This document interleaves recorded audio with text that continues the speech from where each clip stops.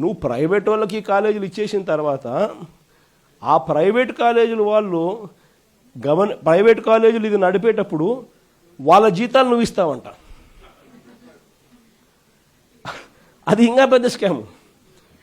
నువ్వు ప్రైవేట్ వానికి ఇచ్చేసిన తర్వాత ఆ private college private teaching hospital వాళ్ళు నడిపేటప్పుడు వాళ్ళ జీతాలు గవర్నమెంట్ ఇస్తుందంట. అంటే నెలకు ఒక్కొక్క కాలేజీలో కనీసం 5 కోట్లు జీతం మినిమం. అంటే నెలకు సంవత్సరానికి ఒక్కొక్క కాలేజీకి 60 కోట్లు, 2 ఏళ్ల పాటు కనీసం అంటే 120 కోట్లు ఒక్కొక్క కాలేజీకి ఎదురు వస్తుందన్నట. చెనిక్కాయలకు బెల్లాలకు ఈయన మనిషికి కాలేజీలు కట్టబెట్టడమే కాకుండా మళ్ళా ఎదురు 120 కోట్ల రూపాయలు ఎదురిస్తున్నాడు. ఇది ఇంతకన్నా ఇంకా స్కామ్, ఇంతకన్నా దారుణమైన పరిస్థితి ఎక్కడైనా ఉంటుందని అడుగుతా ఉన్నా.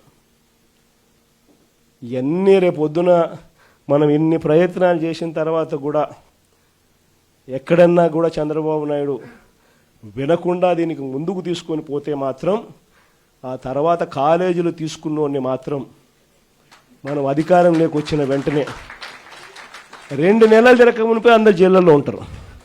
ఆ కాలేజీలు తీసుకున్న వాళ్ళు మాత్రం.